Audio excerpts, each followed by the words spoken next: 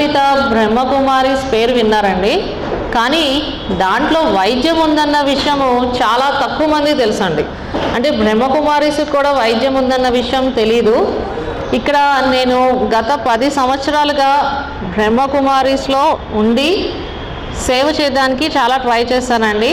మెడికల్గా నేను సర్వీస్ ఇవ్వడానికి కూడా చాలా ట్రై చేస్తూనే వచ్చాను. కానీ బ్రహ్మకుమారిస్ నుంచి నాకు ఎలాంటి సహకారం అయితే అందలేదు. నేను బేసిక్గా సోషల్ సర్వీస్ చేస్తూ ఉంటానండి. ఉషారాణి మెమోరియల్ ట్రస్ట్ అని చెప్పి నా అత్తగారి పేరు మీద స్టార్ట్ చేయడం జరిగింది. మా అత్తగారు మా హస్బెండ్ చిన్నప్పుడే చనిపోయారు. ఓకే,